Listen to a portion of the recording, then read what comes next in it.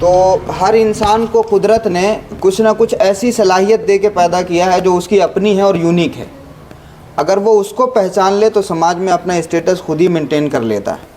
تو وہ جو حسد کی ایک بیماری ہوتی ہے نا، وہ اس وجہ سے پیدا ہوتی ہے کیونکہ ہم اپنے اندر جھانک کے نہیں دیکھتے ہیں. تو پھر دوسروں کی قابلیت سے جلنے کا جذبہ پیدا ہو جاتا ہے ہمارے دل میں، تو پھر ہم خود کو بھی بجھا لیتے ہیں.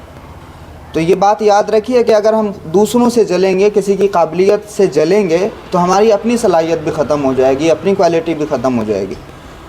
اپنی کوالٹی کو پہچاننے کا سب سے آسان طریقہ یہ ہے کہ جو چیز آپ کو بہت بہتر طریقے سے سمجھ میں آتی ہے اس پہ آپ بہت زیادہ فوکس کریے، اس کو 110% دے دیجیے. جس چیز میں آپ کا دماغ چلتا ہے آپ خود تجربہ کریے، بار بار ایکسپریمنٹ کریے، اور تجربے کرنے کے بعد میں یہ چیز آپ پہ واضح ہو جائے گی کہ کون سی چیز آپ کو بہت اچھے طریقے سے سمجھ میں آتی ہے. پھر اس فیلڈ میں آپ کریٹو بن جائیے. اگر آپ بار بار ناکام ہو جاتے ہیں، شوق ہے آپ کو، جذبہ ہے اس کام کے لیے، تو وہ ناکامی بھی کہیں نہ کہیں ریکارڈ ہو رہی ہے.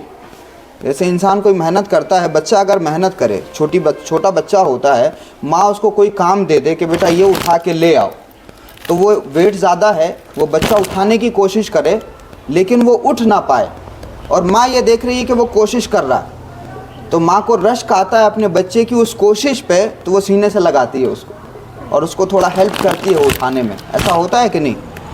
تو جس مالک نے ہمیں پیدا کیا ہے وہ قدرت ہم سے 70 گنا زیادہ پیار کرتی ہے. تو اگر ہم کہیں بھی زندگی میں کوئی بھی اسٹرگل کر رہے ہیں تو فوراً اس کا رزلٹ ملے یا نہ ملے، لیکن کہیں نہ کہیں وہ ریکارڈ ہو رہا ہے.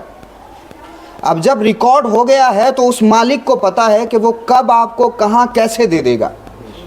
اور زندگی میں جب بھی کبھی آپ نے اچھائی کی ہوگی، فوراً رزلٹ ملے یا نہ ملے، لیکن جب وہ ریکارڈ ہو گیا ہے تو زندگی کے کسی ایسے موڑ پہ جہاں آپ کو اس اچھائی کی، نیکی کی بہت زیادہ ضرورت ہوگی، وہ پلٹ کے آپ کو پے کر دے گی. APJ عبد الکلام نے کہا تھا نا کہ آپ اپنا کل نہیں بدل سکتے لیکن اپنی عادتیں بدل سکتے ہیں، اور آپ کی عادتیں آپ کا کل بدل دیں گی. تو ہم تو اس وجہ سے پریشان ہیں کیونکہ اپنی عادتیں نہیں بدل رہے ہیں، تو فیوچر نہیں بدل رہا. فیوچر بدلنے کے لیے اپنے آج کو بدلنے کی ضرورت ہے. ہم جو آج ہیں اس کی نیو کل رکھی گئی تھی، اور ہم جو کل ہوں گے اس کی نیو آج رکھی جائے گی، اس کی بنیاد آج رکھی جائے گی. اتنی خوبصورت بنیادیں رکھنا کہ آپ کے آنے والے کل کی کامیابیاں شور مچا دیں. وہ بابر اور لودھی کی آپ نے جنگ سنی ہوگی. جب وہ جنگ ہو رہی تھی تو بابر کی فوج کتنی تھی اور لودھی کی فوج کتنی تھی؟ لودھی کی فوج تو بہت بڑی تھی. لودھی ونش کا جو آخری سلطان تھا ابراہیم لودھی، تو اس کی فوج تو بہت زیادہ بڑی تھی، اور بابر کی تھوڑی سی فوج تھی. لیکن اس تھوڑی سی فوج کو یوٹیلائز کیسے کرنا ہے وہ اس پہ دماغ لگایا بابر نے، اور اس بڑے سے لشکر کو ہرا دیا. پتہ ہے کیسے؟ اس نے ایک آخری اسپیچ، اور دنیا کی شاید سب سے چھوٹی اسپیچ تھی وہ جو اس نے اپنی فوج کو دی تھی، اور وہ اسپیچ یہ تھی کہ یاد رکھو یہ زندگی موت کی امانت ہے. یہ جملہ یاد رکھنا، اور کبھی بھی جب آپ ڈی موٹیویٹ ہو، ڈپریشن کا شکار ہو، اور کبھی بھی کوئی پریشانی ہو، تو بس اس چیز کو یاد رکھنا کہ بابر نے وہ کہا تھا کہ زندگی موت کی امانت ہے اور کامیابی حاصل کرنا یہ ہماری امانت ہے.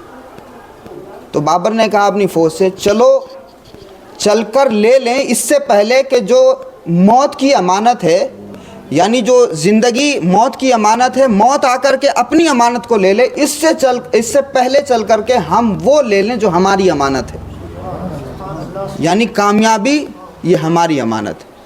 تو مرنا تو سب کو ہے، لیکن کچھ کر کے مریے گا تو دنیا یاد رکھے گی. تو مرنا تو سب کو ہے، لیکن کچھ دے کے مریے گا، کچھ دنیا میں کنٹریبیوشن کر کے مریے گا تو لوگ سیلیوٹ کریں گے، سلام پیش کریں گے. اور 26 جنوری 15 اگست کو ہم یہی کرتے ہیں.